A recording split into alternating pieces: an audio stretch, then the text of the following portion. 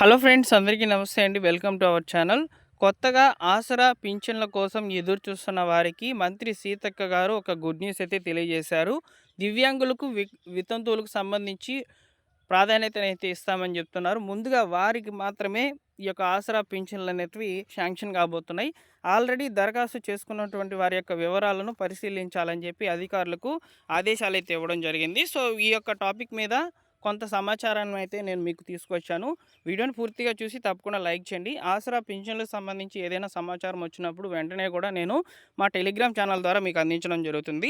So డిస్క్రిప్షన్లో అయితే link అవైలబుల్లో ఉందండి. తప్పకుండా మా టెలిగ్రామ్ ఛానల్లో జాయిన్ అవ్వండి. అలానే ఈ వీడియోకి లైక్ చేసి సబ్స్క్రైబ్ అవ్వండి. ఇక టాపిక్లోకి అయితే వెళ్ళిపోదాము. మంత్రి సీతక్క గారు కొత్త పింఛన్ల విషయంలో దివ్యాంగులు మరియు వితంతువులకు ప్రాధాన్యం అయితే ఇస్తామని చెప్తున్నారనమాట. సో ఒకసారి పూర్తి వివరాలు చూద్దాము. అనర్హులను అర్హులను గుర్తించాలని సెర్ఫ్ అధికారులకు మంత్రి సీతక్క అయితే ఆదేశం ఇచ్చారనమాట. ఇప్పటికే చాలామంది కూడా ఈ యొక్క కొత్త పింఛన్ల కోసము 5,20,000 మంది దరఖాస్తులు అయితే చేసుకోగా అవన్నీ కూడా పెండింగ్లోనే ఉన్నాయి. ఇందులో ముఖ్యంగా వితంతువులకు మరియు దివ్యాంగులకు సంబంధించి ప్రాధాన్యతనైతే ఇస్తాము. ముందుగా ఆ కేటగిరీకి సంబంధించిన వాళ్ళకి మాత్రమే పింఛన్లను పంపిణీ చేస్తామని చెప్తున్నారనమాట.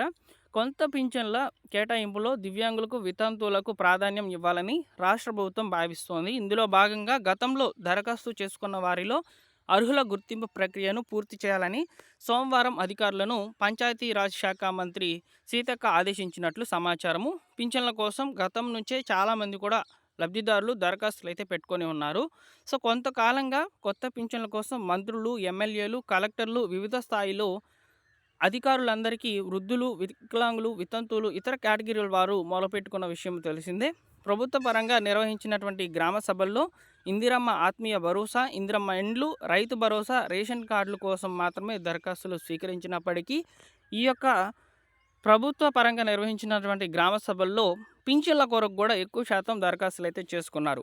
రాష్ట్ర జిల్లా స్థాయిలో నిర్వహిస్తున్నటువంటి ప్రజావాణిలోనూ పింఛన్ల కోసం దరఖాస్తులు చేసుకున్న వారు పెద్ద సంఖ్యలో అయితే ఉండడం గమనార్హము.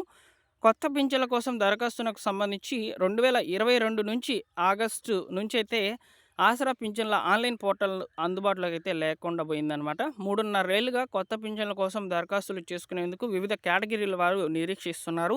కాంగ్రెస్ ప్రభుత్వం వచ్చిన తర్వాత ప్రజాపాలన పేరిట వివిధ వర్గాల నుంచి తీసుకుంటున్నటువంటి దరఖాస్తులు, ఇతర రూపాల్లో వచ్చినటువంటి వినతులను కలిపితే చేయూత పింఛన్ల కోసం వచ్చినవి 6 లక్షల దాకా ఉన్నాయని చెప్పి అధికారుల వర్గాల నుంచి సమాచారము. అయితే ఇందులో ముఖ్యంగా దివ్యాంగులకు మరియు వితంతువులకు సంబంధించి ప్రాధాన్యం అయితే ఇస్తాము. వారికే ముందుగా పింఛన్లను పంపిణీ చేస్తామని చెప్తున్నారు. అయితే ఇప్పుడు మీరు ఏపీలో కనుక గమనించినట్లయితే వితంతువుల పెన్షన్లకు సంబంధించి మాత్రమే ముందుగా అప్లికేషన్స్ అనేటివి తీసుకుంటున్నారు.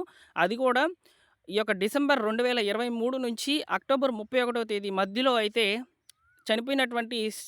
భర్త చనిపోయినటువంటి స్త్రీలు ఎవరైతే ఉన్నారో వారిని వితంతువులుగా అయితే గుర్తిస్తూ వారికి ప్రాధాన్యం అయితే ఇస్తూ ఈ నెలాఖరు వరకు టైం అయితే ఇచ్చి అప్లికేషన్స్ అనేటివి తీసుకొని నెక్స్ట్ మంత్ వారికి అంటే మే నెలలోనే పెన్షన్ అనేది అలాట్ చేయబోతున్నారు.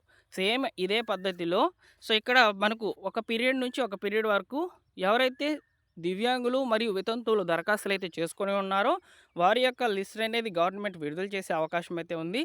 లిస్ట్ కనుక విడుదల చేస్తే తప్పకుండా అప్లికేషన్స్ అనేటివి మీ యొక్క గ్రామ పంచాయతీల ద్వారా లేదా ఆన్లైన్ ద్వారా అయితే దరఖాస్తులు చేసుకునేందుకు అవకాశం అయితే కల్పించవచ్చు. అయితే ఇది మే నెలలో జరిగేందుకు అవకాశం అయితే ఎక్కువగా ఉందండి. ఎందుకంటే ఇప్పటి వరకు మనం చూసాం కొత్త రేషన్ కార్డులకు సంబంధించి, ఇందిరమ్మ ఆత్మీయ భరోసాకు సంబంధించి, ఇందిరమ్మ ఇండ్లకు సంబంధించి వీటి కొరకు మాత్రమే అప్లికేషన్స్ అనేటివి జరిగాయన్నమాట. ఇప్పుడు తాజాగా మే నెలలో అయితే అప్లికేషన్స్ అనేటివి ఆసరా పింఛన్ల కొరకు జరిగే అవకాశం అయితే కనిపిస్తుంది. సో వెంటనే నేను మీకు అప్డేట్స్ అనేటివి అందిస్తానండి. ఇవన్నీ కూడా మీరు మిస్ అవ్వకూడదు అనుకుంటే మా టెలిగ్రామ్ ఛానల్లో జాయిన్ అవ్వండి. అలానే ఆసరా పింఛన్లకు సంబంధించి ఏదైనా సమాచారం వచ్చినప్పుడు తప్పకుండా వీడియో అనేది చేస్తాను. సబ్స్క్రైబ్ చేసి పెట్టుకోండి. మీరు ఏ కేటగిరీకి సంబంధించి అప్లికేషన్ అనేది సబ్మిట్ చేసి ఉన్నారనేది ఒకసారి కామెంట్ సెక్షన్లో తెలియచేయండి. Thank you for watching.